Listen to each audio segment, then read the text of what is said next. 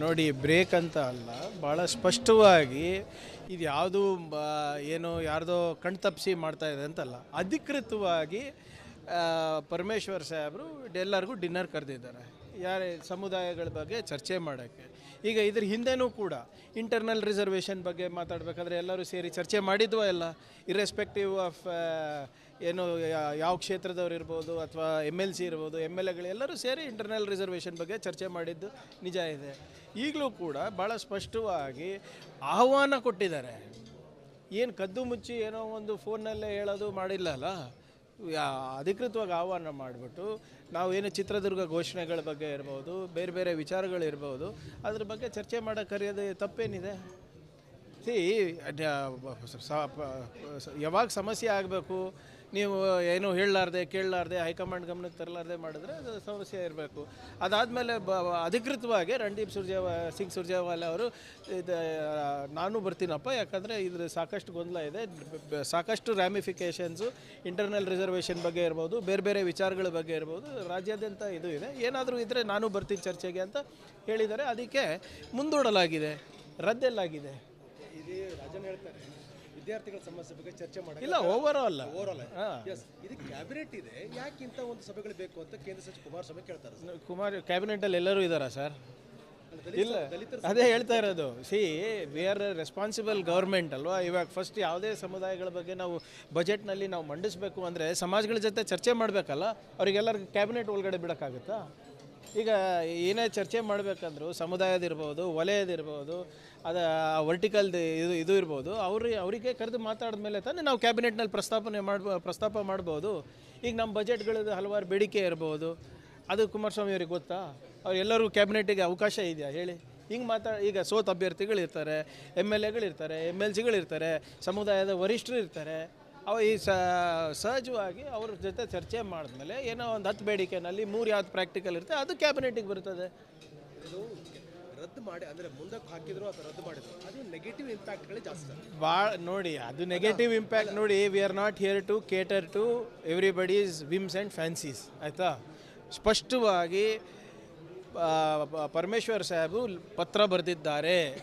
ರಣದೀಪ್ ಸಿಂಗ್ ಸುರ್ಜೇವಾಲಾ ಇರ್ಬೋದು ಮತ್ತು ಇನ್ನಷ್ಟು ವರಿಷ್ಠರು ಬಂದು ಇಲ್ಲಿ ಮಾತನಾಡಬೇಕು, ಅದರಲ್ಲೂ ಅವರೂ ಕೂಡ ಭಾಗಿಯಾಗಬೇಕು, ಅದಕ್ಕೆ ಮುಂದೂಡಲಾಗಿದೆ. ಕನ್ನಡದಲ್ಲೇ ತಾನೇ ಇರೋದು ಪತ್ರ. ಯಾವುದು ಅರ್ಥ ಆಗ್ತಾ ಇಲ್ಲ BJP ಅವರಿಗೆ ಅಥವಾ ಬೇರೆಯವರಿಗೆ?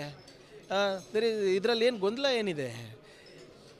ಎಲ್ಲಿ ಸಮಸ್ಯೆ ಇಲ್ಲ ಅಲ್ಲಿ ಸಮಸ್ಯೆಯನ್ನು ಉದ್ಭವಿಸೋದು ಯಾಕೆ ಆಗ್ತಾ ಇದೆ? ಇದಕ್ಕೆ 10 ಜನ MLAಗಳ ಸಭೆ ಆಗ್ತಿತ್ತು, ಈಗ 31 ಜನ ಕೂತು ಚರ್ಚೆ ಮಾಡುವಂಥ ಮಟ್ಟಿಗೆ ಸಂಘಟನೆಗೆ ಅವಕಾಶ ಮಾಡಿಕೊಟ್ರು DK ಶಿವಕುಮಾರ್ ಅಂತ ಹೇಳ್ತಾರೆ. ನೋಡಿ, DK ಶಿವಕುಮಾರ್ ಅವರು ಇರ್ಬೋದು ಅಥವಾ ಬೇರೆಯವರು ಇರ್ಬೋದು, ಈ ಸಭೆಗೆ ಸಂಬಂಧ ಇಲ್ಲ. ಈಗ ಅವರು ನಮ್ಮ PCC ಅಧ್ಯಕ್ಷರು. ಈಗ ನಾವು ಏನೇ ಚರ್ಚೆ ಮಾಡ್ತೀವಿ ಅದು PCC ಅಧ್ಯಕ್ಷರ ಹತ್ರನೂ ತೊಗೊಂಡೋಗ್ಬೇಕಲ್ಲ, ನಾವು CM ಹತ್ರನೂ ತೊಗೋಬೇಕು, PCC ಅಧ್ಯಕ್ಷರ ಹತ್ರನೂ ತೊಗೊಂಡು ಹೋಗ್ಬೇಕು. Because it is the party stand. ಅದು ಪ್ರಿಯಾಂಕರ್ಗೆ ಒಂದೇ ಸ್ಟ್ಯಾಂಡ್ ಇರ್ಬೋದು ಅಥವಾ ಬೇರೆಯವ್ರು ಯಾರ್ದೋ ಒಂದು ಸಮುದಾಯದ ಸ್ಟ್ಯಾಂಡ್ ಆಗೋಕ್ಕಾಗಲ್ಲ ಅಲ್ಲ. ಅದೇನು ಚರ್ಚೆ ಆಗುತ್ತೆ? ನಾನು ಹೇಳ್ದಂಗೆ 10 ಚರ್ಚೆ ಆಗ್ಬೋದು, 3 ಪ್ರಾಕ್ಟಿಕಲ್ ಇರೋದು CM ಹತ್ರ, PCC ಅಧ್ಯಕ್ಷರ ಹತ್ರ ತೊಗೊಂಡು ಹೋಗಲೇಬೇಕಾಗ್ತದೆ. ನಾವು ತೊಗೊಂಡು ಹೋಗಲಿಲ್ಲ ಅಂದರೆ ಇನ್ಯಾರ ಹತ್ರ ಚರ್ಚೆ ಮಾಡಬೇಕು? ನಾವು ಬ್ರೇಕ್ ಹಾಕ್ಬಿಟ್ರು ಅನ್ನೋದೇ ಭಾಳ ಚರ್ಚೆ. ಇಲ್ಲ, ಯಾರು ಹೇಳಿದ್ರಿ? ಸುಮ್ಮನೆ ಯಾರೋ ಹೇಳಿದ್ದನ್ನು ನಾವು ಈಗ BJP ಅವರು ಹೇಳ್ತಾರೆ. ನಿನ್ನೆ ನೋಡಿದೆ statement.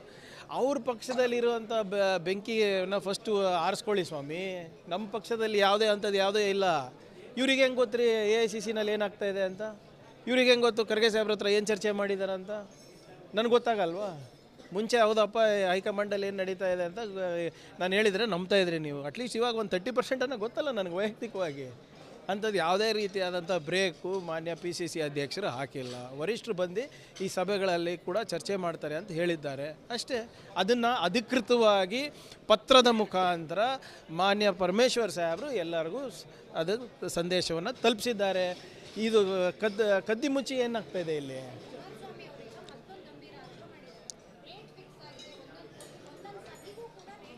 Rate card already ಗೌರ್ಮೆಂಟಲ್ಲಿ fix ಆಗಿದೆ ಅಂತ. ಪೆನ್ ಡ್ರೈವ್ ಇಲ್ಲ ನನ್ನ ಹತ್ರ, ಬರಲಿ ಅದು ಅದನ್ನು ಒಂದು ಪೆನ್ ಡ್ರೈವ್ ಬರಲಿ. ಆಮೇಲೆ ಇನ್ನೊಂದು ಸರ್, ಈಗ 16ಕ್ಕೆ ಜಾತಿ ಗಣತಿ ವರದಿ ಮಂಡನೆ ಮಾಡಬೇಕು ಅಂತ ಚರ್ಚೆ ಆಗಿದೆ. 2 ಪ್ರಬಲ ಸಮುದಾಯಗಳು ಅಬ್ಜೆಕ್ಟ್ಸ್ ಆಲ್ರೆಡಿ ಮಾಡ್ತಾ ಇದ್ದಾವೆ. ಇದು ಕ್ಯಾಬಿನೆಟಲ್ಲಿ ಹೇಗೆ ಹ್ಯಾಂಡಲ್ ಮಾಡ್ತಿರತಕ್ಕಂಥ ಸಹಜ ಅನುಮಾನ. ನೋಡಿ, ಫಸ್ಟ್ ಆಫ್ ಆಲ್ ಸರ್ವೇನಲ್ಲಿ ಅದು ಜಾತಿ ಗಣತಿ ಸರ್ವೆ ಅಲ್ಲ, ಅದು ಸಮೀಕ್ಷೆ. ಅದು ಸಾಮಾಜಿಕ ಮತ್ತು ಆರ್ಥಿಕವಾಗಿ ಯಾವ್ಯಾವ ಸಮುದಾಯಗಳು ಹಿಂದುಳಿಕೆ ಇದೆ ಅಂದ್ಬಿಟ್ಟು ಅದು ಒಂದು ಸಮೀಕ್ಷೆ ನಡೆದಿರೋದು. ದಯವಿಟ್ಟು ಅದಕ್ಕೆ ಮತ್ತು ಸೆನ್ಸಸ್ಸಿಗೆ ಕನ್ಫ್ಯೂಸ್ ಮಾಡ್ಕೊಳೋದು ಬೇಡ. ಅದರಲ್ಲಿ ಏನಿದೆ ಅಂತ ಇನ್ನೂ ನಮ್ಗೆ ಗೊತ್ತಿಲ್ಲ. ಪ್ಲೇಸ್ ಆಗಲಿ, ಕ್ಯಾಬಿನೆಟ್ ಮುಂದೆ ಪ್ಲೇಸ್ ಆಗಲಿ, ಚರ್ಚೆ ಆದಮೇಲೆ ನಾವು ಅದನ್ನು ಏನು ಮಾಡ್ಬೋದು, ಹೇಗೆ ಮಾಡ್ಬೋದು ಅಂತ ನಾವು ನೋಡೋಣ ಅಂತ. ಆತಂಕಗಳು ಭಾಳ ಇದೆ.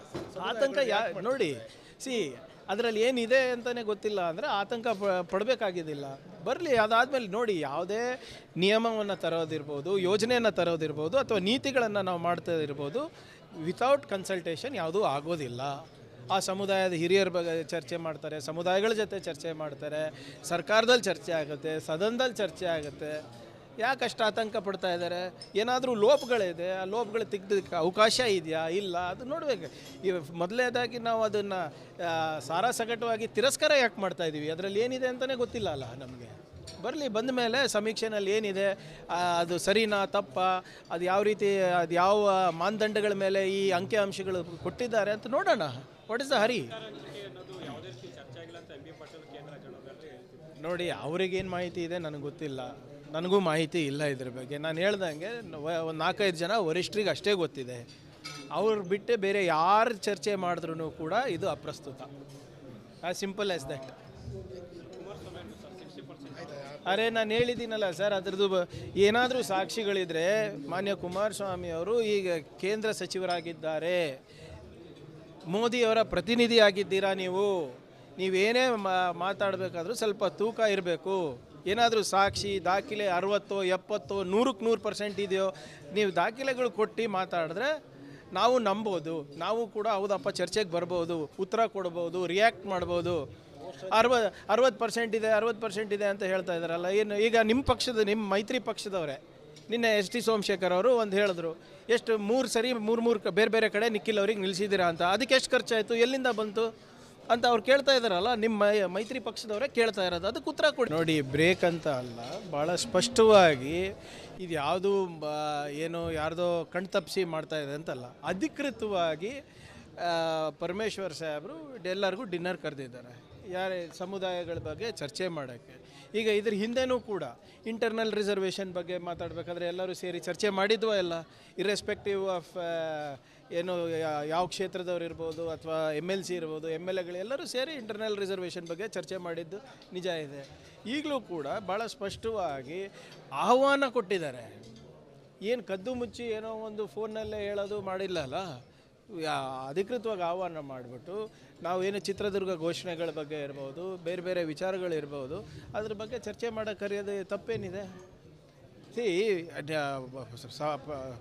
ಯಾವಾಗ ಸಮಸ್ಯೆ ಆಗಬೇಕು, ನೀವು ಏನು ಹೇಳಲಾರ್ದೆ ಕೇಳಲಾರ್ದೆ ಹೈಕಮಾಂಡ್ ಗಮನಕ್ಕೆ ತರಲಾರ್ದೆ ಮಾಡಿದ್ರೆ ಅದು ಸಮಸ್ಯೆ ಇರಬೇಕು. ಅದಾದಮೇಲೆ ಅಧಿಕೃತವಾಗಿ ರಣದೀಪ್ ಸಿಂಗ್ ಸುರ್ಜೇವಾಲಾ ಅವರು ನಾನು ಬರ್ತೀನಪ್ಪ, ಯಾಕಂದರೆ ಇದ್ರ ಸಾಕಷ್ಟು ಗೊಂದಲ ಇದೆ, ಸಾಕಷ್ಟು ರ್ಯಾಮಿಫಿಕೇಷನ್ಸು ಇಂಟರ್ನಲ್ ರಿಸರ್ವೇಷನ್ ಬಗ್ಗೆ ಇರ್ಬೋದು, ಬೇರೆ ಬೇರೆ ವಿಚಾರಗಳ ಬಗ್ಗೆ ಇರ್ಬೋದು, ರಾಜ್ಯಾದ್ಯಂತ ಇದು ಇದೆ, ಏನಾದರೂ ಇದ್ದರೆ ನಾನು ಬರ್ತೀನಿ ಚರ್ಚೆಗೆ ಅಂತ ಹೇಳಿದ್ದಾರೆ. ಅದಕ್ಕೆ ಮುಂದೂಡಲಾಗಿದೆ, ರದ್ದೆಲ್ಲಾಗಿದೆ. ಇದು ರಾಜನ್ ಹೇಳ್ತಾರೆ, ವಿದ್ಯಾರ್ಥಿಗಳ ಸಮಸ್ಯೆ ಬಗ್ಗೆ ಚರ್ಚೆ ಮಾಡಿ ಇಲ್ಲ, ಓವರ್ ಆಲ್ ಇದು ಕ್ಯಾಬಿನೆಟ್ ಇದೆ, ಯಾಕಿಂತ ಒಂದು ಸಭೆಗಳು ಬೇಕು ಅಂತ ಕೇಂದ್ರ ಸಚಿವ ಕುಮಾರಸ್ವಾಮಿ ಕೇಳ್ತಾರೆ. ಕ್ಯಾಬಿನೆಟಲ್ಲಿ ಎಲ್ಲರೂ ಇದ್ದಾರಾ ಸರ್? ಇಲ್ಲ, ಅದೇ ಹೇಳ್ತಾ ಇರೋದು. ವಿ ಆರ್ ರೆಸ್ಪಾನ್ಸಿಬಲ್ ಗೌರ್ಮೆಂಟ್ ಅಲ್ವಾ. ಇವಾಗ ಫಸ್ಟ್ ಯಾವುದೇ ಸಮುದಾಯಗಳ ಬಗ್ಗೆ ನಾವು ಬಜೆಟ್ನಲ್ಲಿ ನಾವು ಮಂಡಿಸಬೇಕು ಅಂದರೆ ಸಮಾಜಗಳ ಜೊತೆ ಚರ್ಚೆ ಮಾಡಬೇಕಲ್ಲ. ಅವರಿಗೆಲ್ಲರಿಗೂ ಕ್ಯಾಬಿನೆಟ್ ಒಳಗಡೆ ಬಿಡೋಕ್ಕಾಗುತ್ತಾ? ಈಗ ಏನೇ ಚರ್ಚೆ ಮಾಡಬೇಕಂದ್ರೂ ಸಮುದಾಯದಿರ್ಬೋದು, ವಲಯದಿರ್ಬೋದು, ಅದು ವರ್ಟಿಕಲ್ದು ಇದು ಇರ್ಬೋದು, ಅವರಿಗೆ ಕರೆದು ಮಾತಾಡಿದ ಮೇಲೆ ತಾನೇ ನಾವು ಕ್ಯಾಬಿನೆಟ್ನಲ್ಲಿ ಪ್ರಸ್ತಾಪ ಮಾಡ್ಬೋದು. ಈಗ ನಮ್ಮ ಬಜೆಟ್ಗಳದ್ದು ಹಲವಾರು ಬೇಡಿಕೆ ಇರ್ಬೋದು, ಅದು ಕುಮಾರಸ್ವಾಮಿ ಅವ್ರಿಗೆ ಗೊತ್ತಾ? ಎಲ್ಲರಿಗೂ ಕ್ಯಾಬಿನೆಟ್ಟಿಗೆ ಅವಕಾಶ ಇದೆಯಾ ಹೇಳಿ? ಹಿಂಗೆ ಈಗ ಸೋತ ಅಭ್ಯರ್ಥಿಗಳಿರ್ತಾರೆ, MLAಗಳಿರ್ತಾರೆ, MLCಗಳಿರ್ತಾರೆ, ಸಮುದಾಯದ ವರಿಷ್ಠರು ಇರ್ತಾರೆ. ಈ ಸಹಜವಾಗಿ ಅವ್ರ ಜೊತೆ ಚರ್ಚೆ ಮಾಡಿದ್ಮೇಲೆ ಏನೋ ಒಂದು 10 ಬೇಡಿಕೆನಲ್ಲಿ 3 ಯಾವ್ದು ಪ್ರಾಕ್ಟಿಕಲ್ ಇರುತ್ತೆ ಅದು ಕ್ಯಾಬಿನೆಟಿಗೆ ಬರ್ತದೆ. ಇದು ರದ್ದು ಮಾಡಿ ಅಂದರೆ ಮುಂದಕ್ಕೆ ಹಾಕಿದ್ರು ಅಥವಾ ರದ್ದು ಮಾಡಿದ್ರು, ಅದು ನೆಗೆಟಿವ್ ಇಂಪ್ಯಾಕ್ಟ್ಗಳೇ ಜಾಸ್ತಿ. ಭಾಳ ನೋಡಿ, ಅದು ನೆಗೆಟಿವ್ ಇಂಪ್ಯಾಕ್ಟ್ ನೋಡಿ. We are not here to cater to everybody's whims and fancies, ಆಯಿತಾ? ಸ್ಪಷ್ಟವಾಗಿ ಪರಮೇಶ್ವರ್ ಸಾಹೇಬು ಪತ್ರ ಬರೆದಿದ್ದಾರೆ. ರಣದೀಪ್ ಸಿಂಗ್ ಸುರ್ಜೇವಾಲಾ ಇರ್ಬೋದು ಮತ್ತು ಇನ್ನಷ್ಟು ವರಿಷ್ಠರು ಬಂದು ಇಲ್ಲಿ ಮಾತನಾಡಬೇಕು, ಅದರಲ್ಲೂ ಅವರೂ ಕೂಡ ಭಾಗಿಯಾಗಬೇಕು, ಅದಕ್ಕೆ ಮುಂದೂಡಲಾಗಿದೆ. ಕನ್ನಡದಲ್ಲೇ ತಾನೇ ಇರೋದು ಪತ್ರ. ಯಾವುದು ಅರ್ಥ ಆಗ್ತಾ ಇಲ್ಲ BJP ಅವರಿಗೆ ಅಥವಾ ಬೇರೆಯವರಿಗೆ? ಇದರಲ್ಲಿ ಏನು ಗೊಂದಲ ಏನಿದೆ? ಎಲ್ಲಿ ಸಮಸ್ಯೆ ಇಲ್ಲ ಅಲ್ಲಿ ಸಮಸ್ಯೆಯನ್ನು ಉದ್ಭವಿಸೋದು ಯಾಕೆ ಆಗ್ತಾ ಇದೆ ಇದಕ್ಕೆ? 10 ಜನ MLA ಗಳ ಸಭೆ ಆಗ್ತಿತ್ತು, ಈಗ 31 ಜನ ಕೂತು ಚರ್ಚೆ ಮಾಡುವಂಥ ಮಟ್ಟಿಗೆ ಸಂಘಟನೆಗೆ ಅವಕಾಶ ಮಾಡಿಕೊಟ್ರು DK ಶಿವಕುಮಾರ್ ಅಂತ ಹೇಳ್ತಾರೆ. ನೋಡಿ, DK ಶಿವಕುಮಾರ್ ಅವರು ಇರ್ಬೋದು ಅಥವಾ ಬೇರೆಯವರು ಇರ್ಬೋದು, ಈ ಸಭೆಗೆ ಸಂಬಂಧ ಇಲ್ಲ. ಈಗ ಅವರು ನಮ್ಮ PCC ಅಧ್ಯಕ್ಷರು. ಈಗ ನಾವು ಏನೇ ಚರ್ಚೆ ಮಾಡ್ತೀವಿ ಅದು PCC ಅಧ್ಯಕ್ಷರ ಹತ್ರನೂ ತೊಗೊಂಡೋಗ್ಬೇಕಲ್ಲ, ನಾವು CM ಹತ್ರನೂ ತೊಗೋಬೇಕು, PCC ಅಧ್ಯಕ್ಷರ ಹತ್ರನೂ ತೊಗೊಂಡು ಹೋಗ್ಬೇಕು. Because it is the party stand. ಅದು ಪ್ರಿಯಾಂಕರ್ಗೆ ಒಂದೇ ಸ್ಟ್ಯಾಂಡ್ ಇರ್ಬೋದು ಅಥವಾ ಬೇರೆಯವ್ರು ಯಾರ್ದೋ ಒಂದು ಸಮುದಾಯದ ಸ್ಟ್ಯಾಂಡ್ ಆಗೋಕ್ಕಾಗಲ್ಲ ಅಲ್ಲ. ಅದೇನು ಚರ್ಚೆ ಆಗುತ್ತೆ, ನಾನು ಹೇಳ್ದಂಗೆ 10 ಚರ್ಚೆ ಆಗ್ಬೋದು. 3 ಪ್ರಾಕ್ಟಿಕಲ್ ಇರೋದು CM ಹತ್ರ, PCC ಅಧ್ಯಕ್ಷರ ಹತ್ರ ತೊಗೊಂಡು ಹೋಗಲೇಬೇಕಾಗ್ತದೆ. ನಾವು ತೊಗೊಂಡು ಹೋಗ್ಲಿಲ್ಲ ಅಂದರೆ ಇನ್ಯಾರ ಹತ್ರ ಚರ್ಚೆ ಮಾಡಬೇಕು? ನಾವು ಬ್ರೇಕ್ ಹಾಕ್ಬಿಟ್ರು ಅನ್ನೋದೇ ಭಾಳ ಚರ್ಚೆ ಇಲ್ಲ, ಯಾರು ಹೇಳಿದ್ರಿ? ಸುಮ್ಮನೆ ಯಾರೋ ಹೇಳಿದ್ದನ್ನು ನಾವು ಈಗ BJP ಅವರು ಹೇಳ್ತಾರೆ. ನಿನ್ನೆ ನೋಡಿದೆ statement.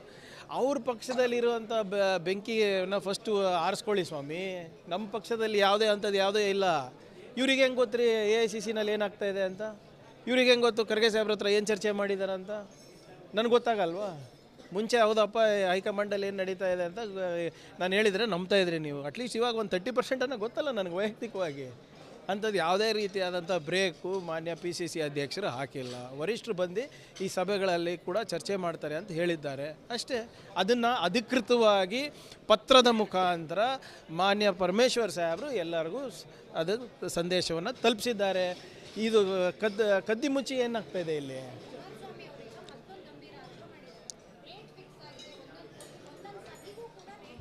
Rate card already ಗೌರ್ಮೆಂಟಲ್ಲಿ fix ಆಗಿದೆ ಅಂತ. ಪೆನ್ ಡ್ರೈವ್ ಇಲ್ಲ ನನ್ನ ಹತ್ರ, ಬರಲಿ ಅದು ಅದನ್ನು ಒಂದು ಪೆನ್ ಡ್ರೈವ್ ಬರಲಿ. ಆಮೇಲೆ ಇನ್ನೊಂದು ಸರ್, ಈಗ 16ಕ್ಕೆ ಜಾತಿ ಗಣತಿ ವರದಿ ಮಂಡನೆ ಮಾಡಬೇಕು ಅಂತ ಒಂದು ಚರ್ಚೆ ಆಗಿದೆ. 2 ಪ್ರಬಲ ಸಮುದಾಯಗಳು ಅಬ್ಜೆಕ್ಟ್ಸ್ ಆಲ್ರೆಡಿ ಮಾಡ್ತಾ ಇದ್ದಾವೆ.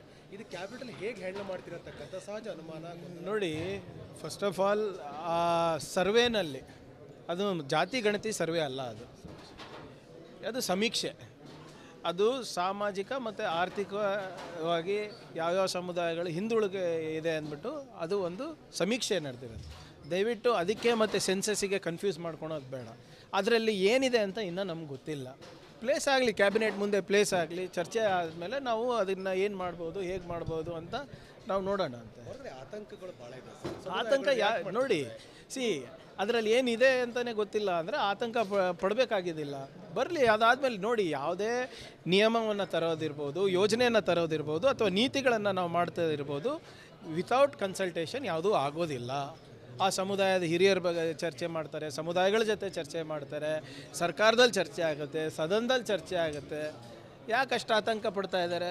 ಏನಾದರೂ ಲೋಪಗಳಿದೆ, ಆ ಲೋಪಗಳು ತೆಗೆದಕ್ಕೆ ಅವಕಾಶ ಇದೆಯಾ ಇಲ್ಲ ಅದು ನೋಡಬೇಕು. ಈ ಮೊದಲನೇದಾಗಿ ನಾವು ಅದನ್ನು ಸಾರಾಸಗಟವಾಗಿ ತಿರಸ್ಕಾರ ಯಾಕೆ ಮಾಡ್ತಾಯಿದ್ದೀವಿ? ಅದರಲ್ಲಿ ಏನಿದೆ ಅಂತಲೇ ಗೊತ್ತಿಲ್ಲ ಅಲ್ಲ ನಮಗೆ. ಬರಲಿ, ಬಂದ ಮೇಲೆ ಸಮೀಕ್ಷೆನಲ್ಲಿ ಏನಿದೆ, ಅದು ಸರಿನಾ ತಪ್ಪಾ, ಅದು ಯಾವ ರೀತಿ, ಅದು ಯಾವ ಮಾನದಂಡಗಳ ಮೇಲೆ ಈ ಅಂಕಿ ಅಂಶಗಳು ಕೊಟ್ಟಿದ್ದಾರೆ ಅಂತ ನೋಡೋಣ. ವಾಟ್ ಇಸ್ ದ ಹರಿ? ನೋಡಿ, ಅವ್ರಿಗೇನು ಮಾಹಿತಿ ಇದೆ ನನಗೆ ಗೊತ್ತಿಲ್ಲ, ನನಗೂ ಮಾಹಿತಿ ಇಲ್ಲ ಇದ್ರ ಬಗ್ಗೆ. ನಾನು ಹೇಳ್ದಂಗೆ ಒಂದು 4-5 ಜನ ವರಿಷ್ಠರಿಗೆ ಅಷ್ಟೇ ಗೊತ್ತಿದೆ. ಅವ್ರು ಬಿಟ್ಟು ಬೇರೆ ಯಾರು ಚರ್ಚೆ ಮಾಡಿದ್ರೂ ಕೂಡ ಇದು ಅಪ್ರಸ್ತುತ. As simple as that. ಅರೆ, ನಾನು ಹೇಳಿದ್ದೀನಲ್ಲ ಸರ್, ಅದ್ರದ್ದು ಏನಾದರೂ ಸಾಕ್ಷಿಗಳಿದ್ರೆ ಮಾನ್ಯ ಕುಮಾರಸ್ವಾಮಿ ಅವರು ಈಗ ಕೇಂದ್ರ ಸಚಿವರಾಗಿದ್ದಾರೆ, ಮೋದಿಯವರ ಪ್ರತಿನಿಧಿಯಾಗಿದ್ದೀರಾ. ನೀವೇನೇ ಮಾತಾಡಬೇಕಾದ್ರೂ ಸ್ವಲ್ಪ ತೂಕ ಇರಬೇಕು.